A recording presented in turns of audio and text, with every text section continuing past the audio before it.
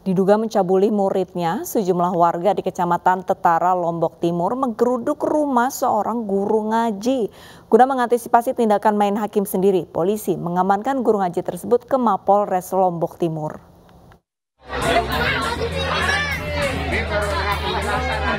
Sejumlah warga desa Embung Raja, Kecamatan Terara, Lombok Timur menggeruduk rumah MF, seorang guru ngaji yang diduga telah mencabuli muridnya.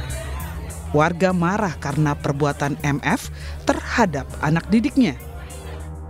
Akibat kejadian tersebut, rumah MF mengalami kerusakan. Untuk mencegah main hakim sendiri, polisi mengamankan dan membawa MF ke Mapolres Lombok Timur.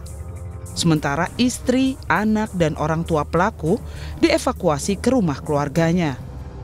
Setelah kami mendapatkan informasi, kami langsung bersama Forkopimcam dan anggota mengamankan pelaku atau terlapor ke Polres, ke bagian PPA, langsung ditangani di sana. Pelaku berstatus ASN, guru agama, diperiksa di Mapolres Lombok Timur. Sedangkan belasan anak didik yang duduk di bangku sekolah dasar diduga menjadi korban pencabulan menjalani visum. Kasus pelecehan seksual yang menjerat pendiri sebuah sekolah gratis di Batu, Jawa Timur terus bergulir. Beberapa korbannya berani muncul ke publik dan menceritakan modus terdakwa Julianto Eka Putra mencabuli anak didiknya. Ironis ya pemirsa, meski perkaranya sudah belasan kali disidangkan, terdakwa yang terancam hukuman di atas 5 tahun penjara ini tidak ditahan.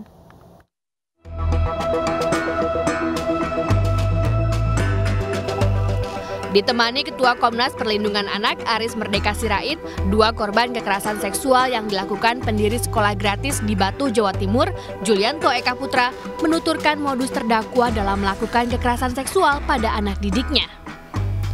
Pasalnya, selain dilakukan di lingkungan sekolah, kekerasan seksual juga dilakukan saat melakukan kaderisasi di luar kota. Kebanyakan korbannya memilih bungkam karena takut dengan sosok terdakwa yang merupakan orang berpengaruh. Kalau biasanya ke rumah pribadinya itu biasanya kan rumahnya kan besar, mewah gitu. Jadi istilahnya si JE ini selalu membuat kita tuh seperti kayak ini loh, kayak kamu mau punya impian nggak seperti Koko yang punya rumah mewah, rumah besar, kayak dream building seperti itu. Jadi seperti kita di training sama beliaunya untuk kita bisa membangun impian kita seperti itu. Jadi kayak training di situ. Ironisnya, sejak kasusnya dilaporkan pada tahun 2021 hingga menjalani persidangan belasan kali, Julianto Eka Putra tidak ditahan.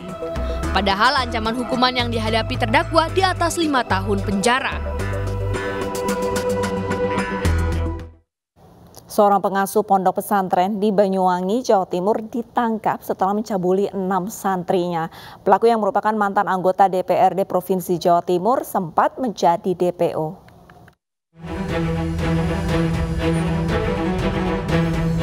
Pelarian seorang pengasuh sekaligus pemilik pondok pesantren di Kecamatan Singojuru, Banyuwangi berakhir. Pelaku ditangkap di tempat persembunyian di Kecamatan Bungamayang, Lampung Utara setelah ditetapkan sebagai tersangka dalam kasus dugaan pemerkosaan dan pencabulan terhadap 6 santrinya. Pelaku sempat mangkir dari pemanggilan polisi dan memilih kabur dari pondok pesantren yang diasuhnya.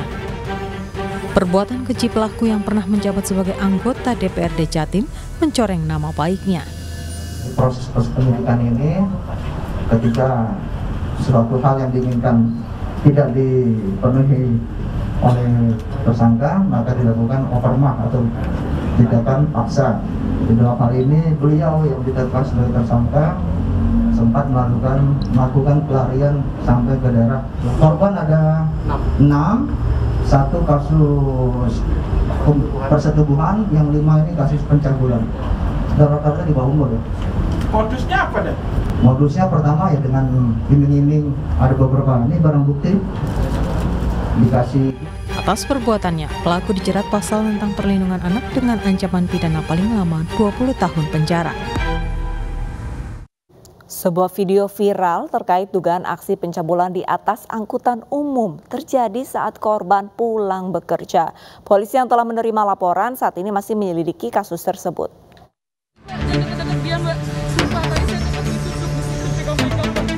Pria ini merupakan pelaku pelecehan seksual terhadap seorang karyawati saat berada di angkutan umum M44 dalam perjalanan menuju tempat kerja di kawasan Jakarta Selatan.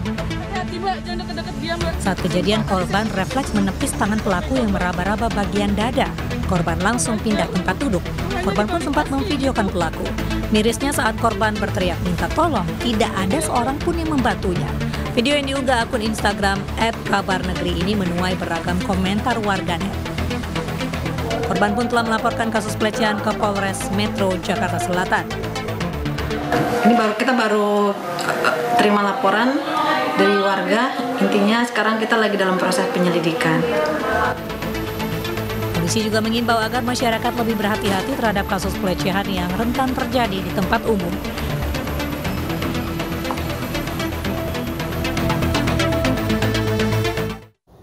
Tindakan yang tidak bermoral yang dilakukan seorang tokoh agama bukan hanya mencoreng nama baik pribadi, namun juga agama dan lingkungannya. Seorang tokoh dituntut sebagai panutan, bukan justru melakukan perbuatan yang mengundang hujatan. Realitas segera kembali dengan informasi suami yang menganiaya istrinya akibat perseteruan terkait anak. Tetaplah bersama kami.